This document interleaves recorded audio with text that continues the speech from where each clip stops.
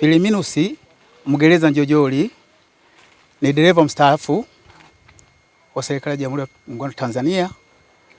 Hili eneo langu lilikuwa na ukubwa wa eka 9 au kwa lugha nyingine hekta 3.33. Nilipima mwaka 1999. Nikapata letter of offer mwaka 2002. Nikiwa mtumishi wa umma bado. Baada ya hapo akatokea mtu Salehe Salimini Msemo, aliyekuwa afisa ardhi manispaa ya Kinondoni. Akaja mwaka 2011, 12 akaanza kupima eneo langu. Akatoa hati kuanzia 2012. Akaanza kuuzia hao wanaotuhumu. Kwa hiyo mtumiwa wa kwanza ni Bwana Salehe Salimini Msemo na wenzake wauzia ile eneo. Na upimaji ufanya mimi nilipima mwaka 1999, location yangu ni Mabwepande. Na dokumenti zangu zinasema Mabwepande. Salehe Salimini Msemo alikuja kupima mwaka 2012. Kwanza 12, 11, 12. Location yake ni Boko Block H. Sasa nikajiuliza hii inakuwa kuaje? Ripoti ya uchunguzi wa kisayansi forensic imethibitisha kugushiwa kwa sahihi ya muuzaji Filiminus Njojoli iliyopo kwenye hati ya mkataba wa mauziano ya shamba lililomilikiwa baina yake na Salehe Salimini Msemo kama mnunuzi.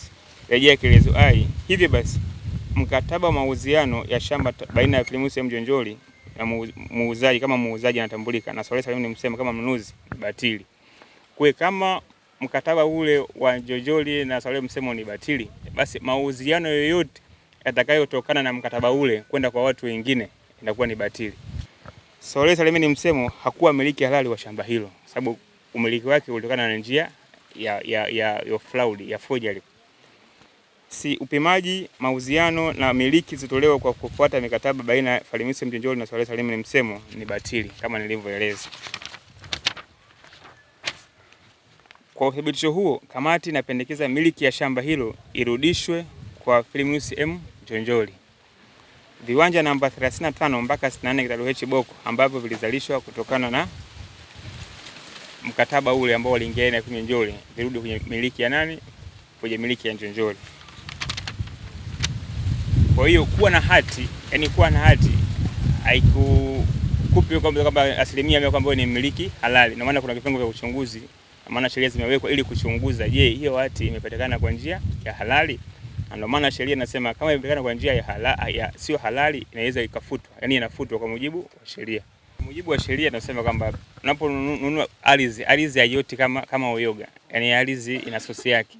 Kwa unaponunua ardhi kwanza before hujalipa malipo, fanya due diligence, kufanya search kwenye hilo eneo. Je, huyu anayeuzia ni mmiliki halali wa hilo eneo? Maana unafanya search kwa majirani na official search kwenye halmashauri za manispaa ambazo wao watakupa uthibitisho kwamba bwana eneo hili ni la mtu fulani na hati miliki yake iko halali. Una proceed kufanya umilikisho kama umilikisho wa hati. Mimi niombe hapa hasa kwanza utulivu uweze kubaki, lakini la pili kwenye kutatua migogoro hii tufanye zaidi ya masikilizano. Tuna Njojoli kwa upande mwingine, lakini tuna ninyi huko. Hebu tukae tuone tunayamaliza namna gani. Sawa, baada ya kujua ukweli. Na hizi nyaraka sio kwamba hii timu amezitoa kwa kuzitengeneza. Huu mkataba wa Njojoli na Salehe Msemo ambaye amepitia kampuni yake ya Shikamana Group ndio akaenda kuuza. Sasa kama mkataba huu upo na unaonyesha namna hii na sisi tumeuverify kwa kupitia forensic kwamba ni mkataba hauna uhalali, kuna umuhimu sasa. Na mama amesema hapa kwa kweli ukisha staafu na hela ya kustaafu ameingiza hapa. Sijui Njojoli yuko hapa. Njojoli yuko hapa. Kwa sababu umesikiliza hapa pande hizi. Hawa hatuwezi tukawaita matapeli. Wamenunua. Labda pingine na wao walikuwa na kaubishi mkubwa, sijui. Kama kulikuwa na kaubishi, kulikuwa na kitu gani hapo nyuma, lakini nadhani mgogoro kama huu ni vizuri kumaliza kwa kusikilizana zaidi. Sawa, kwa sababu hata hapo wanapouziana leo palishauzwa. Yaani mtu anakuja kuuza, yaani tutakuja kushtukia sasa hata kwenye nani yako kama hapa hivi panakuja panauzwa, ambayo inakuwa ni jambo baya. Sawa? Lakini pia afisa ardhi mtusaidie kujua details za hapa. Kwa sababu tumeona kama mama yetu huyu hapa, dada yetu huyu na nyumba ile pale nyuma. Hapa pamepimwa, si ndio hivyo? Pamepimwa. Kama palipimwa paliuzwa na Salehe Msemo, Mara kuna mtu ana nyaraka, ana hati, lakini kuna mwingine tena amekuja amemuuzia huyu. Kwa hiyo tuchukue details za hawa, kama ameingia kwa kiasi gani, amemuuzia nani, na tuchukue hatua kwa wale watu waliofanya huo utapeli. Kwa wale waliojenga ndio naomba nitafute, tukae tuzungumze. Lakini zile ambazo hawajajenga huku, nafikiri wanaachana eneo langu. Hawa ambao wamejenga, ambao mama sikuwa simjui, huyo nilikuwa simjui, huyo nafikiri amejenga. Ngoja basi samahani kidogo. Steven Sante yapo ni mkorofi wake, achanaye. Kuna Maria Murundenga, Hawamsumba hana hati. Aliuziwa na wavamizi. Kwa mle hana hati kabisa. Mwenye hati mle ndani simjui. Kwa hiyo milango mimi hawa ambao kina mama wanafahamika, tukae tuzungumze. Umesha tuweke amani mbele. Wanitafute, tuzungumze, tufike mwafaka. Ikishindikana, tarudi kwako. Lakini ambao liko wazi, wanaachana eneo langu.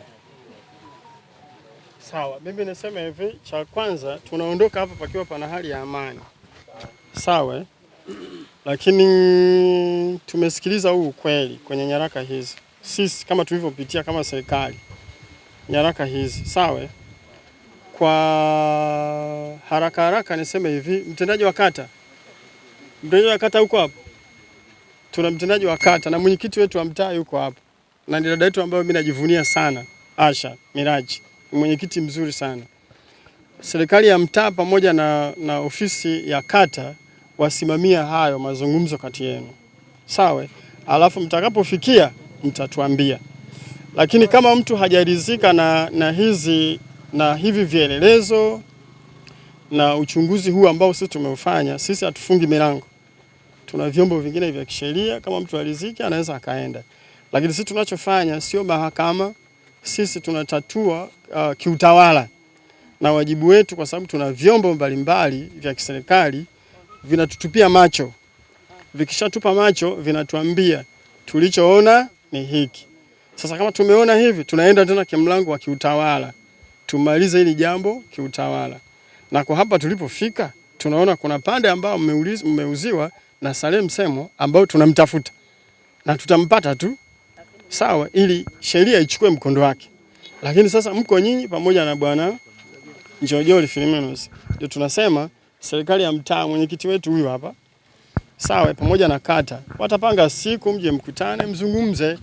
Pale mtakapofikia basi mtatujulisha. Tumeelewana hapo jamani? Ili tuweze kulimaliza hilo jumla. Ili amani iendelee kuwepo hapa. Leo tuko hai, kesho tuko hai. Wale tutakaoacha wataishi katika mazingira gani?